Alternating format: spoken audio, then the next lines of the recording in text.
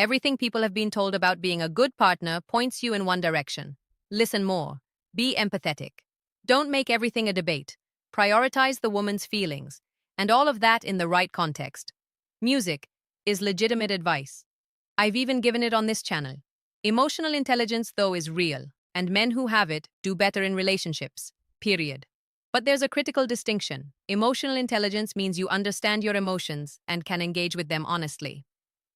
Chronic agreeableness means you manage her emotions to avoid discomfort, be it yours or hers. And those two things look nearly identical from the outside. Inside the dynamic, though, they produce completely opposite results. Music. And that's why it's important to talk about it today. Jessica OS here. Welcome to the channel. So think about the men she generally respects in her life, not the men she's comfortable with, okay? The men that she actually respects. Are they the ones who always agree with her?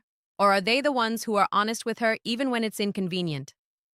Real emotional intelligence looks like this, guys. She's upset about music something, and instead of immediately trying to fix it or flatten it or redirect it, you stay present with the issue. You're not rattled by her emotions. You engage. You might push back. If you think she's off base, and you might validate if she thinks she's right. But music, you're in the conversation as a full participant and not a mood manager trying to get the temperature back to normal. Okay? Now, chronic agreeableness looks like this. She's upset, and your first and only instinct music is to de-escalate. Agree faster. Apologize even when you're not sure what she did wrong. Say what she seems to need to hear. And on the surface, it looks considerate. But what she actually experiences over time is a man who isn't really there. A man who's so focused on her reaction that he's forgotten to have his own. That absence is deeply unsexy, and ultimately it's deeply disrespectable, to be honest. The respect erosion cycle. It starts with what I call the first accommodation.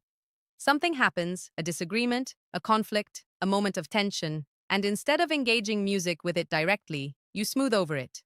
Maybe you apologize when you weren't entirely wrong.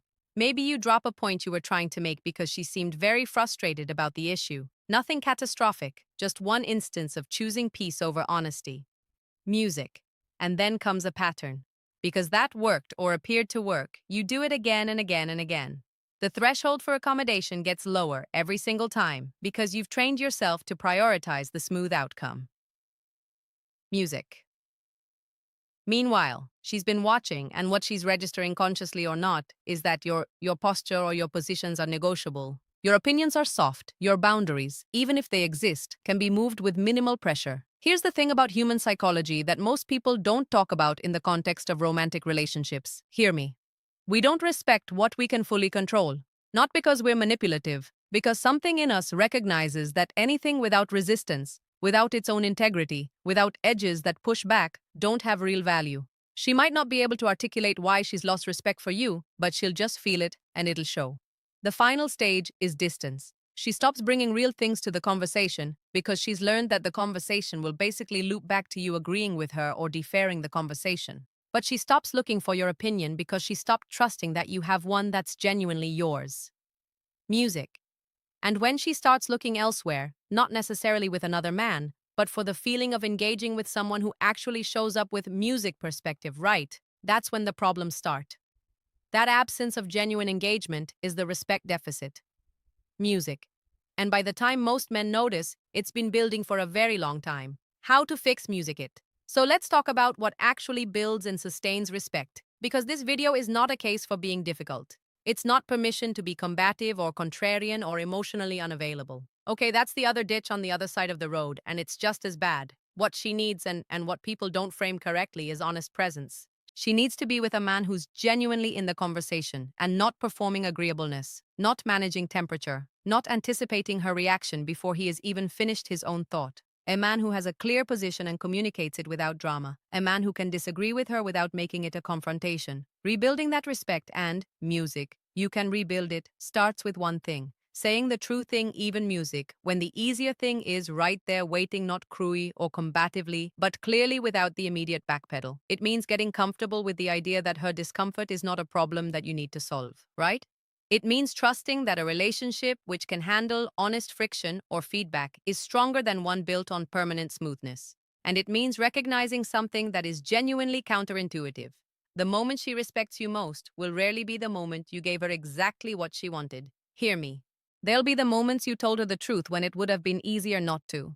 The moments you held a position under pressure. The moments you showed up as a full person rather than a mirror of whatever she needed you to be. And let's bring this home. Here's what I also know. Knowing the pattern and breaking the pattern are two different problems. Most men can diagnose this in themselves after a video like this one, but very few can consistently execute on it because the habits that got you here are deep and they don't respond to awareness alone. They respond to repeated action, taken before you feel ready. And that takes practice, right? That's exactly why I built the 30 Days to Confidence course. It's a digital course that I created not to hand you a personality or give you lines or tricks, but to give you a structured 30-day process for building the kind of confidence that doesn't depend on her reaction, doesn't depend on her approval or anyone else's for that matter.